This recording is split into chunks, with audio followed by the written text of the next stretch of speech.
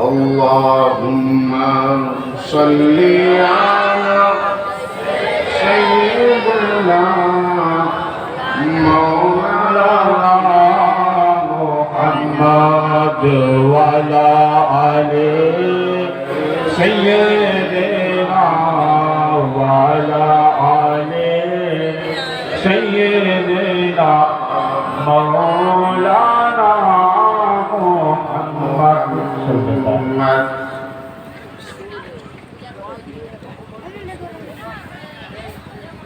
Stage پہ تشریف فرما علماء اہل سنت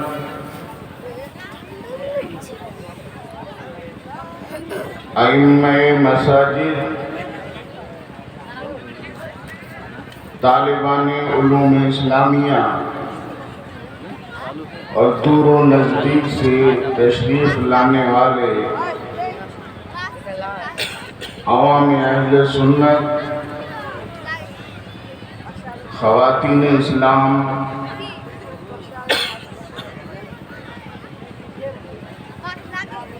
مدرسہ اشرفیہ معین الاسلام مانسنگھا کے سالانہ جلسے کی آج آخری رات ہے.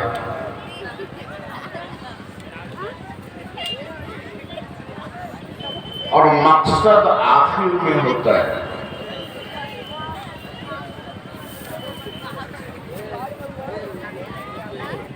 اس جلسے کا اصل مقصد ہے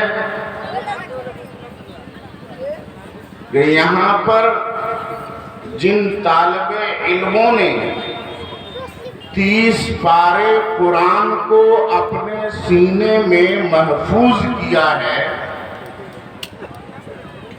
پورے قرآن کو یاد کیا ہے، آج ان کے سروں پر حفظ قرآن کی دستار باندھی جائے گی اور ان کو حافظ قرآن ہونے کا سرٹیفکیٹ دیا جائے گا.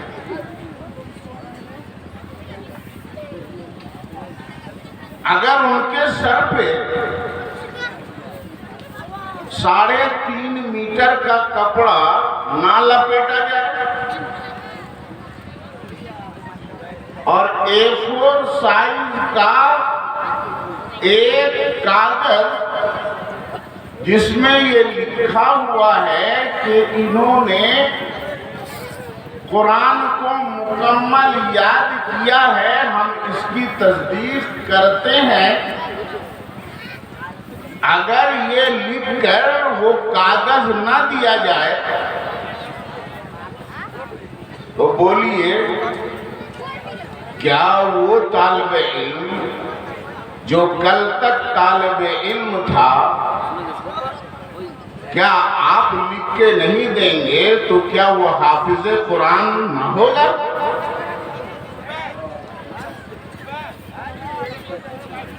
آپ لکھ کے دے تو بھی حافظ قرآن، سر پہ تکمیل حفظ قرآن کی دستار لپیٹے پھر بھی وہ حافظ قرآن، دستار نہ لپیٹے پھر بھی حافظ قرآن، سند اور سرٹیفکیٹ دیں تو بھی حافظ قرآن، سرٹیفکیٹ نہ دیں تو بھی حافظ قرآن.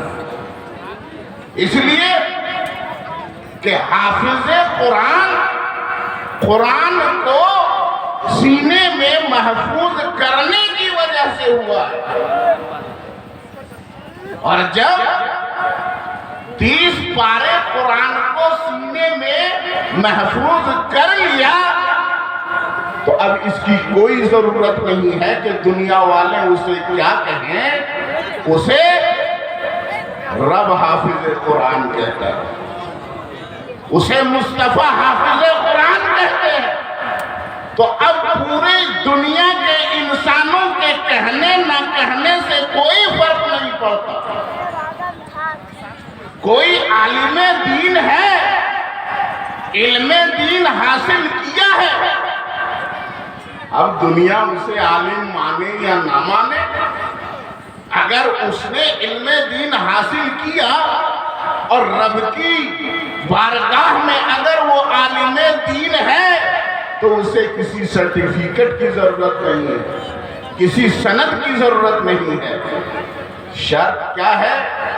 وہ عالم دین حافظ قرآن ہے۔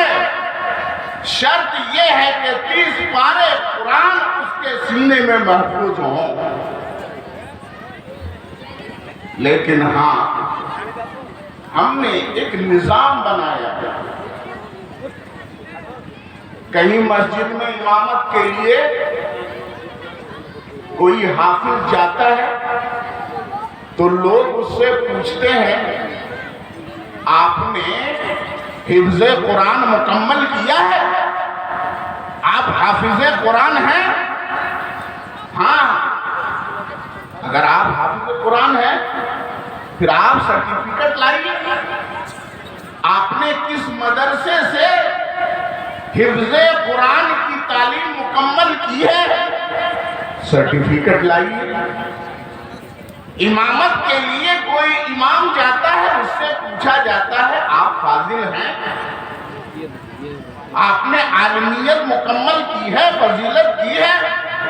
ہاں میں عالم ہوں، میں نے فضیلت کی ہے، عالمیت کی ڈگری ہے۔ کہاں ہے ڈگری؟ کس مدرسے سے ڈگری لی ہے؟ لوگ یہ پوچھتے ہیں کہ نہیں؟ بولیے۔ اس لیے پوچھتے ہیں کہ زمانہ بدلا ہے۔ جب زمانہ بدلا تو زمانہ بدلا، حالات بدلے، حالات بدلے تو ہم کو بھی بدلنا پڑا۔ ایک وقت تھا جو کہا جا رہا ہے وہی ہے، تو سرٹیفکیٹ دیکھنے کی ضرورت نہیں تھی، سند مانگنے کی ضرورت نہیں تھی، تصدیق حاصل کرنے کی ضرورت نہیں تھی۔ لیکن جب دور ایسا آ گیا جو کہا جا رہا ہے ضروری نہیں ہے کہ وہ ہے، تو تصدیق کی ضرورت ہو گئی۔ ذمہ دار عالم نے کہا ہے کہ نہیں، تصدیق کی ہے کہ نہیں، کسی ذمہ دار حافظ نے تصدیق کی ہے کہ نہیں، ضرورت پڑ گئی۔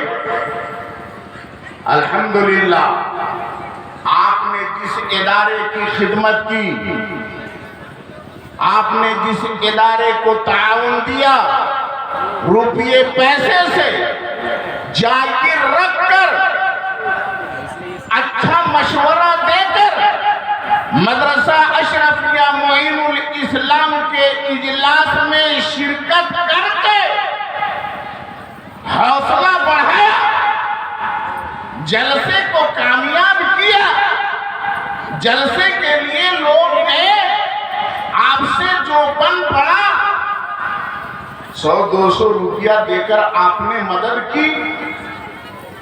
2 سال 3 سال 4 سال تک طالب علموں نے محنت کی، قرآن کو یاد کیا، اور آج اس کا نتیجہ ہمارے سامنے ہے۔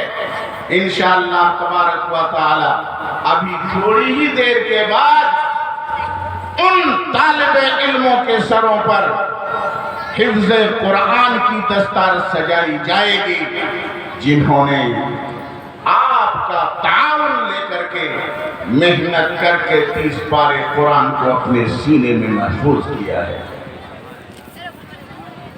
محترم حضرات، یہ آپ کی ہماری کاوش ہے، یہ محنت ہے، اور محنت آدمی کرتا ہی اس لیے تاکہ اس کا پھل ملے۔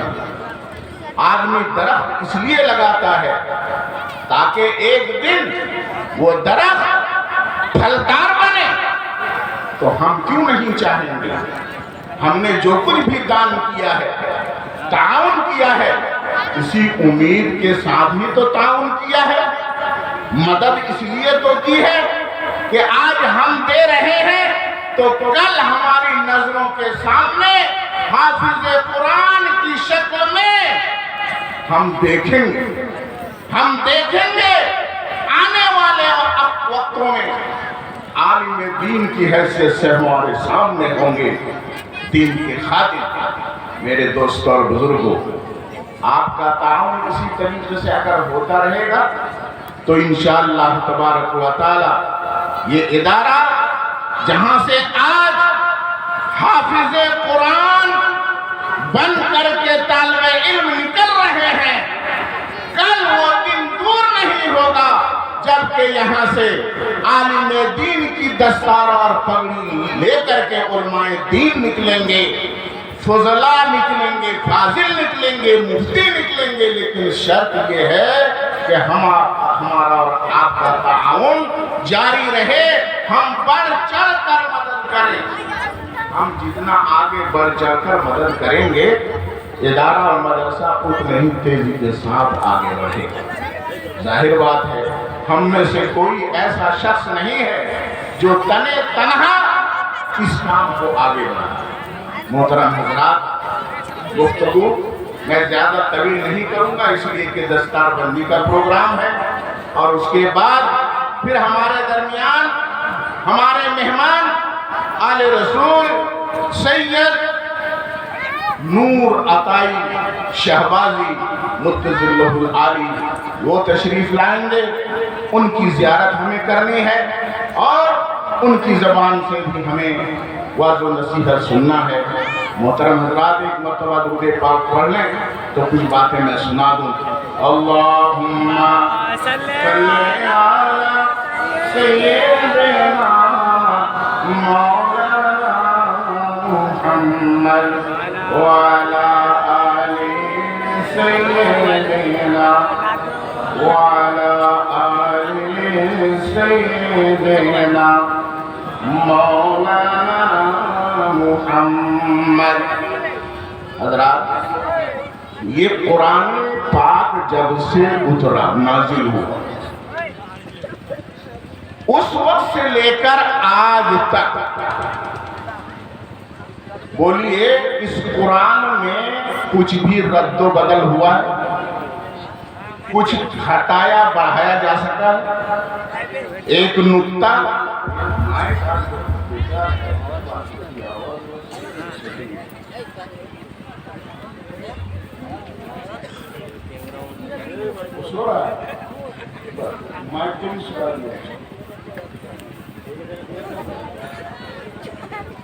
جب سے قرآن نازل ہوا ہے اس وقت سے لے کر آج تک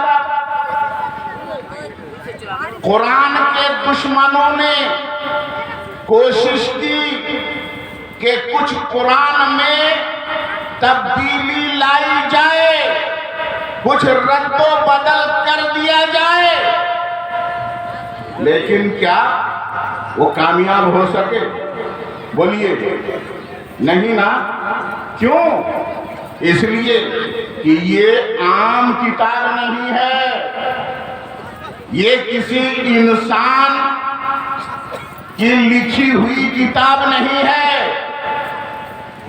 یہ اللہ تبارک و تعالیٰ کا کلام ہے، اور جب اللہ کا کلام ہے تو اللہ نے ہی اس کی حفاظت کا وعدہ بھی فرمایا ہے۔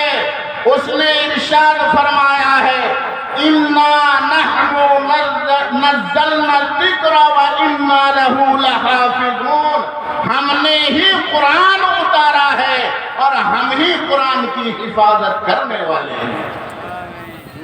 قرآن کی حفاظت جب اللہ تبارک و تعالیٰ کرنے والا ہے تو بولو کسی میں ہمت ہے کہ قرآن میں کچھ تبدیلی کرے، کچھ گھٹا بڑھا دے؟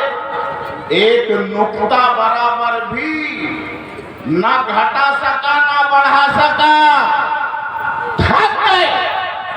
اس وقت بڑے بڑے عرب کے ماہر تھے، بڑے بڑے شاعر تھے، بڑے بڑے قادر الکلام تھے، انہوں نے سوچا یہ قرآن تو عربی زبان میں اور ہم بھی عربی زبان جانتے ہیں، وہ یہ سمجھتے تھے کہ پوری دنیا ہماری قادر کلامی کا اعتراف کرتی ہے، پوری دنیا تسلیم کرتی ہے، اور ہم اپنی فصاحت و بلاغت کے سامنے پوری دنیا کو ہم گونگا کہتے ہیں، عجمی کہتے ہیں۔ وہ یہ سمجھ رہے تھے کہ ہم تو قرآن جیسا کوئی کلام لا سکتے ہیں، تو اللہ تبارک و تعالیٰ نے انہیں چیلنج کر کے ارشاد فرمایا کہ اگر تم کو شک ہے، ان کنتم فی ریب مما نزلنا علی عبدنا فأتوا بسورۃ من مثلہ، اگر تم کو شک ہے کہ ہم نے اپنے بندے، اپنے رسول پر جو یہ قرآن نازل کیا ہے،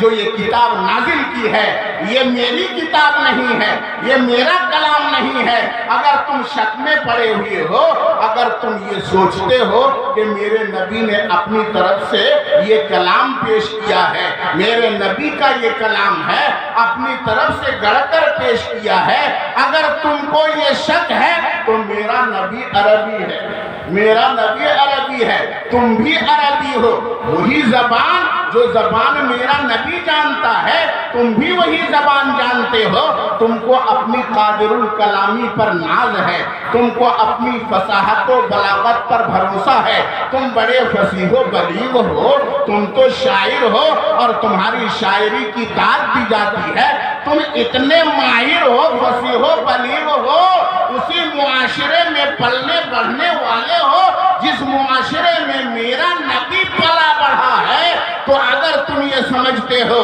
کہ یہ کلام میرا نہیں ہے، میرے نبی کا ہے، تو پھر تم اسی طرح کا کوئی کلام اپنی طرف سے لا کر پیش کر دو۔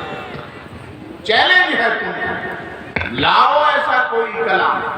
ایک سورت نہیں لا سکتے ہو، پورا کلام تو کیا، ایک مختصر سی سورہ بھی نہیں لا سکتے ہو۔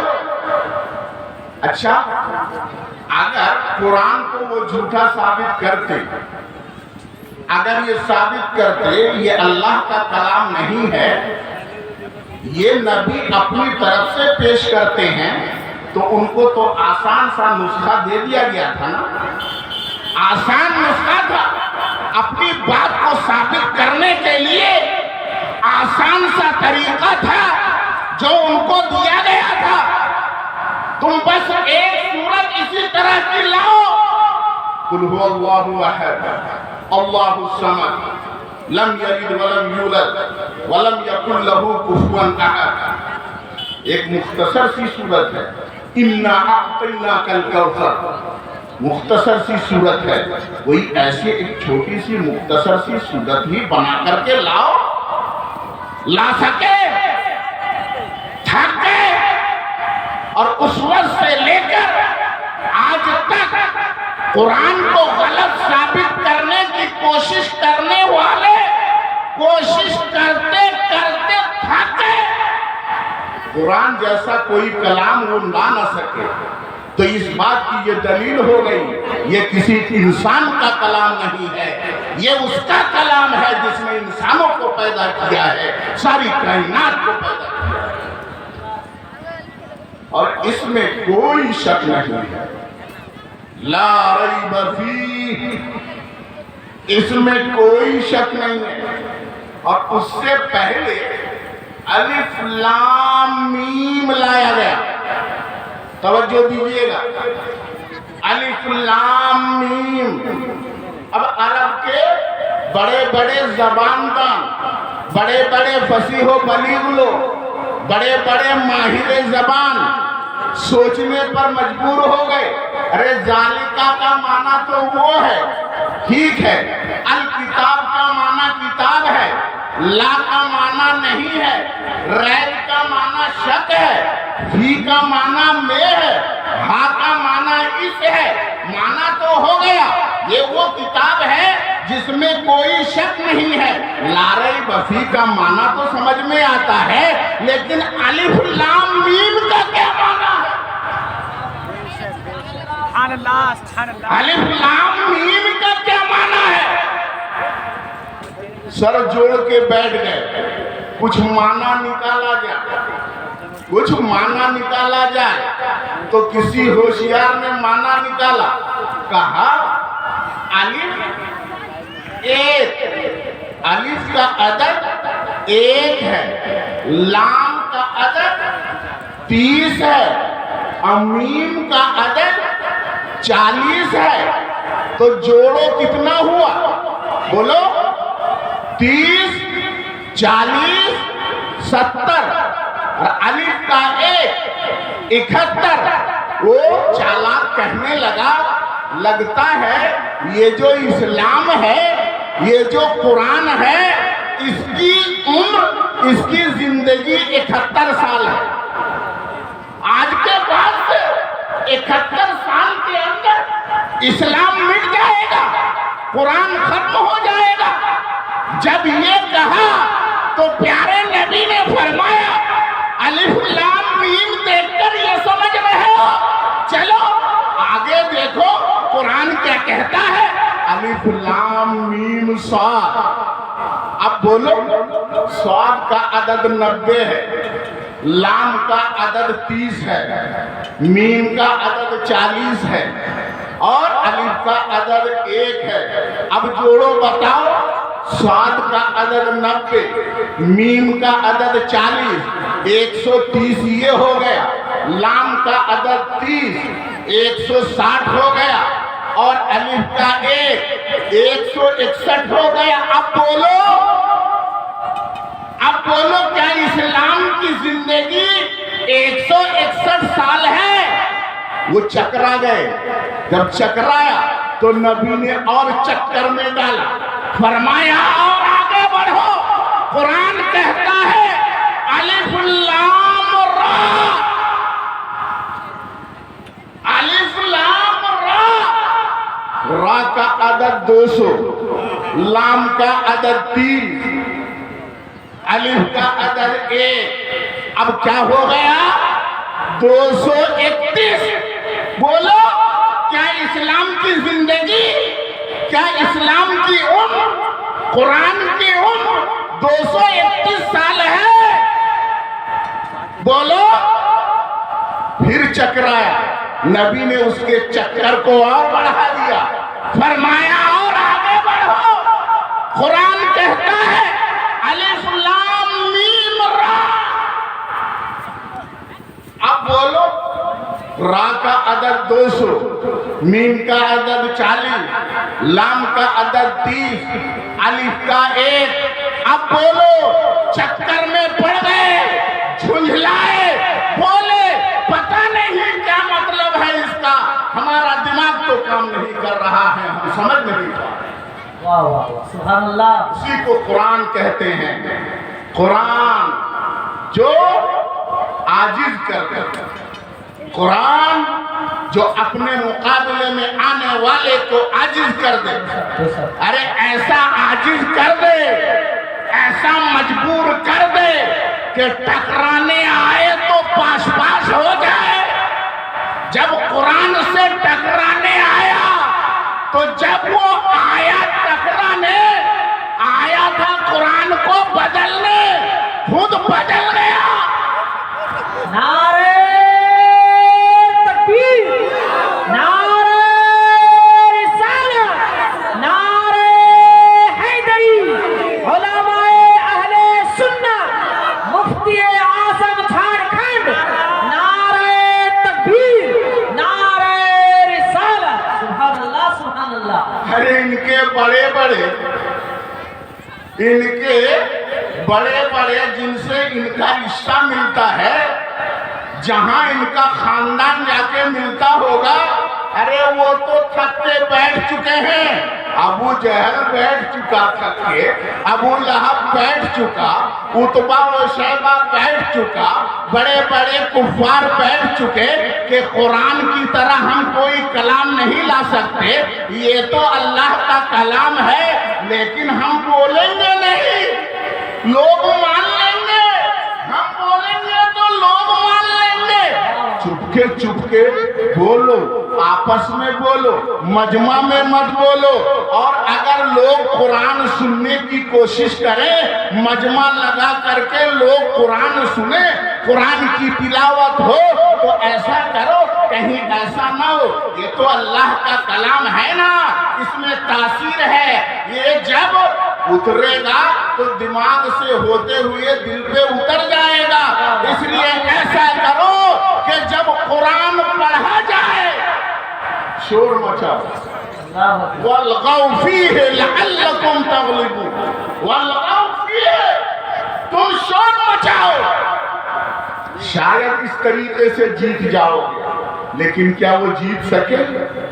کیا وہ ثابت کر سکے کہ یہ قرآن اللہ کا کلام نہیں ہے؟ یہ ثابت کر سکے؟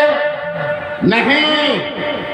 تو محترم حضرات، یہ قرآن آج تک محفوظ ہے، زیر زبر نقطہ، زیر زبر پیش نقطہ کے ساتھ جیسا تھا ویسا ہی ہے، قیامت تک ویسا ہی رہے گا۔ کسی کی ماں نے ایسی اولاد نہیں جنی ہے، کسی کی ماں نے ایسا بیٹا نہیں جنم دیا ہے جو قرآن کے ایک نقطے کو بدل سکے۔ سبحان اللہ، سبحان اللہ۔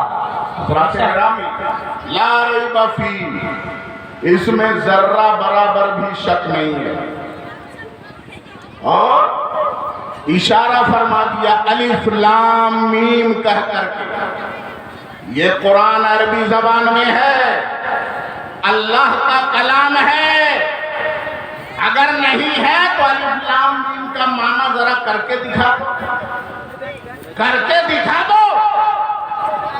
ارے الف لام میم کا معنی اللہ تبارک و تعالیٰ نے اپنے لیے خاص کر دیا، ایسا خاص کیا، ایسا خاص کیا کہ بولنے والا جانے اور جس کے لیے بولا گیا ہے وہ جانے، سبحان اللہ، واہ، جس نے قرآن اتارا وہ جانے اور جس پر اترا وہ جانے، اب کوئی تیسرا نہیں جانتا۔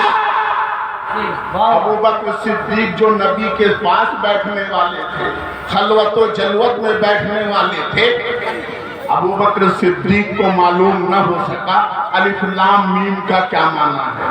ام المومنین حضرت عائشہ صدیقہ رضی اللہ تعالی عنہا جو نبی کی بیوی تھی، سفر میں بھی نبی کے ساتھ رہتی تھی، حضر میں بھی نبی کے ساتھ رہتی تھی، خلوت و جلوت میں نبی کے ساتھ رہتی تھی، نبی کی رازدار تھی، لیکن عائشہ صدیقہ کو بھی الف لام میم کا معنی نہیں معلوم، عمر فاروق کو نہیں معلوم، عثمان غنی کو نہیں معلوم، مولا علی کو نہیں معلوم، سارے صحابہ کو نہیں معلوم، تابعین کو نہیں معلوم، تبع تابعین کو نہیں معلوم، کسی غوث کو نہیں معلوم، کسی قطب کو نہیں معلوم، کسی ابدال کو نہیں معلوم، کسی ولی کو نہیں معلوم، کسی عالم کو نہیں معلوم، کسی مفسر کو نہیں معلوم، کسی مجتہد کو نہیں معلوم، کسی فقیہ کو نہیں معلوم، کسی کو نہیں معلوم ہے، جس نے نازل کیا وہ جانے اور جس پہ نازل ہوا وہ جانے۔ سبحان اللہ، سبحان اللہ، واہ، بہت اچھی بات، واہ۔ اب سوال یہ ہے کہ جب ہم کو نہیں معلوم، آپ کو نہیں معلوم، کسی صحابی کو نہیں معلوم، کسی ولی کو نہیں معلوم، تو پھر الف لام میم کو قرآن میں لانے کی کیا ضرورت ہے؟ الف لام را کا معنی نہیں معلوم تو لانے کی کیا ضرورت ہے؟ قاف کا معنی معلوم نہیں تو لانے کی کیا ضرورت ہے؟ کاف ہا یا عین صاد کا معنی نہیں معلوم تو پھر لانے کی کیا ضرورت ہے؟ تو میرے دوست اور بزرگوں، میں ایک لاجیکل پوائنٹ سے میں آپ کو سمجھا دوں۔ قرآن کس پہ نازل ہوا؟ بولیے، نبی پر۔ اللہ نے اپنے محبوب کو قرآن دیا، اپنے نبی پر قرآن نازل کیا۔ کلام اللہ کا آیا کس کے پاس؟ نبی کے پاس۔ جب ایک دوست اپنے جگری دوست کو جب کوئی خط لکھتا ہے تو کبھی کبھی ایسا ہوتا ہے کہ خط کے کچھ مضمون کے ساتھ کچھ چیزیں کوڈ ورڈ میں لکھ دیتا ہے، کوڈ ورڈ میں لکھتا ہے۔ مقصد کیا ہوتا ہے کہ میں سمجھوں اور میرا دوست سمجھے، کوئی تیسرا نہ سمجھے، کوئی تیسرا نہ سمجھے۔ اللہ تبارک و تعالیٰ نے قرآن نازل فرمایا تو کچھ آیتیں محکمات ہیں جن کا معنی سب کو معلوم ہے، کچھ آیتیں محکمات ہیں، واضح ہیں، معنی سب کو معلوم ہے، اور کچھ آیتیں متشابہات ہیں، کچھ ایسی آیتیں ہیں جو متشابہ ہیں کہ اللہ تبارک و تعالیٰ نے اپنے پیارے حبیب کو کوڈ ورڈ میں گویا بول دیا، سمجھنے والا سمجھ گئے، الف لام میم کہا گیا، نبی نے سمجھ لیا۔ اب عام بندوں کی ہدایت کیا ہے؟ عام بندے ہدایت کیسے پائیں گے؟ عام بندوں کے لیے ہدایت یہ ہے کہ قرآن میں جو کچھ ہے عام بندے مان لیں، کچھ محکم آیتیں ہیں مانا سمجھ کر کے مانے، اور کچھ متشابہ آیتیں ہیں نہ سمجھ کر کے مانے اور کہے کہ جو کچھ ہے ہمارے پروردگار کی طرف سے۔ سبحان اللہ سبحان اللہ سبحان اللہ۔ ماننا ہے، کچھ مانا جان کر کے ماننا ہے اور کچھ نہ جان کر کے ماننا ہے۔ جو کچھ ہے ہمارے پروردگار کی طرف سے ہے۔ محترم حضرات، کوئی شک نہیں ہے، یہ وہ کتاب ہے، ذالک الکتاب لا ریب فیہ، یہ وہ بلند رتبہ کتاب ہے جس میں کوئی شک کی گنجائش نہیں ہے، کوئی شک نہیں، شک نہیں ہے۔ ابو لہب نے شک کیا کہ نہیں؟ بولیے، عتبہ نے شک کیا تھا کہ نہیں؟ ابو جہل نے شک کیا تھا کہ نہیں؟ قرآن کہتا ہے اس میں کوئی شک نہیں ہے، اور شک تو ابو جہل نے کیا، ابو لہب نے شک کیا، عتبہ و شیبہ نے شک کیا، کافروں نے شک کیا، مشرکین نے شک کیا۔ قرآن کہتا ہے کوئی شک نہیں ہے، لیکن ہم پریکٹیکلی دیکھ رہے ہیں شک کیا ہے، ابو لہب نے شک کیا ہے، ابو جہل نے شک کیا ہے۔ تو پھر قرآن جو کہہ رہا ہے کوئی شک نہیں ہے، ہم اپنے پریکٹیکل کو دیکھیں، یہ مانے یا قرآن کی مانے؟ قرآن نے جو کہا ہے وہ سچ کہا ہے، پریکٹیکل بھی یہی کہتا ہے۔ ذرا سا اپنی توجہ دیکھو، تجربہ بدلو، دیکھو پریکٹیکلی بھی ایسا ہوتا ہے۔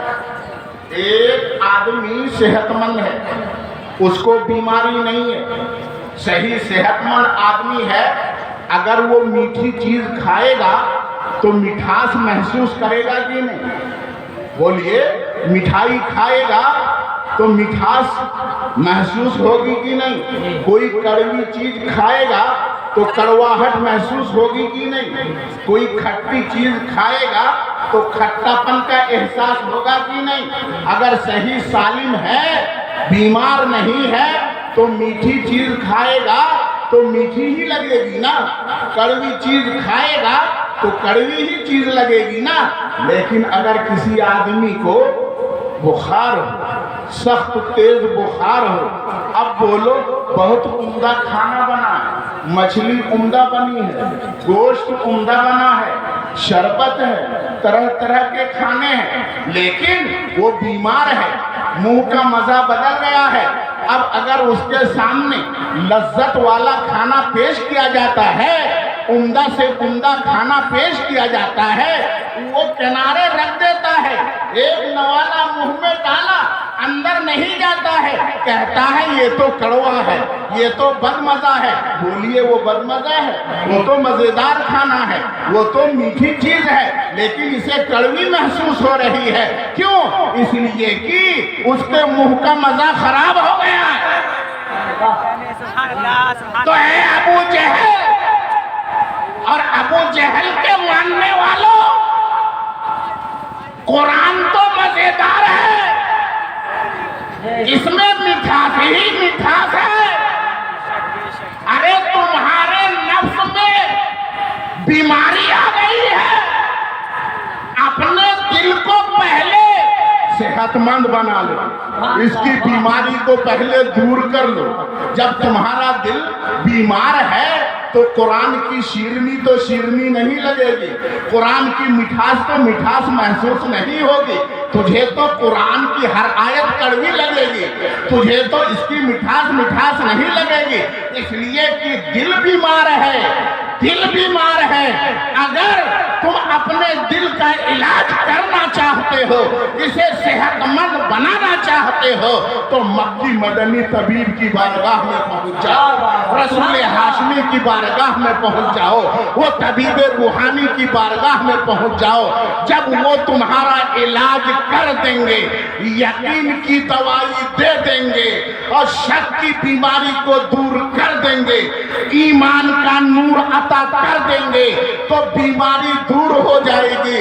اب جب قرآن کی کوئی آیت سنو گے تو مٹھاس ہی مٹھاس محسوس ہوگی، قرآن کی کوئی سورت سنو گے تو مٹھاس ہی مٹھاس محسوس ہوگی۔ پہلے مکی مدنی کی بارگاہ میں تو پہنچو، پہلے اس روحانی طبیب اور ڈاکٹر کے پاس تو پہنچو۔ سبحان اللہ، سبحان اللہ۔ اس لیے آپ نے دیکھا ہوگا قرآن کو وہی برا کہتا ہے جو نبی کو برا کہتا ہے، بولیے ہے کہ نہیں؟ اچھا ڈاکٹر کو آپ اچھا نہ سمجھیں تو اس سے آپ علاج کروائیں گے؟ ڈاکٹر کو آپ کو پہلے اچھا سمجھنا ہوگا، ڈاکٹر کو پہلے آپ کو ماہر ماننا پڑے گا، اسے قابل ماننا پڑے گا، اس کی عزت کرنی پڑے گی، ہے نا؟ اگر ڈاکٹر کی عزت دل میں نہیں ہے، اس کا احترام نہیں ہے، اس کو آپ برا سمجھ رہے ہیں، تو آپ کی بیماری ٹھیک ہو سکتی ہے؟ بولیے، کوئی بھی ڈاکٹر ہوگا وہ آپ کا علاج کرے گا تو آپ پہلے اس پر اعتماد کرو گے نا، پہلے اس کے علاج پر بھروسہ کرو گے نا، پہلے اس کو تم بڑا سمجھو گے نا، پہلے اسے تم ماہر سمجھو گے نا۔ تو جب ماہر سمجھو گے، بڑا سمجھو گے، اس کی عزت کرو گے، پھر اپنا علاج کرواؤ گے تو بیماری دور ہوگی۔ اسی طریقے سے بلا تمثیل یہ سمجھ جاؤ کہ ساری روحانی بیماریوں کا علاج مکی مدنی کی بارگاہ میں ہے، اس طبیب روحانی کی بارگاہ میں ہے۔ تو جب اس طبیب روحانی کی بارگاہ میں ہے، اس رسول ہاشمی کی بارگاہ میں ہے، یہ ساری روحانی بیماریوں کا علاج دھوکہ دھڑی سے اگر اپنے دل کو پاک کرنا چاہتے ہو، کینہ سے اپنے دل کو پاک کرنا چاہتے ہو، حسد سے اپنے دل کو پاک کرنا چاہتے ہو، جلن سے اپنے دل کو پاک کرنا چاہتے ہو،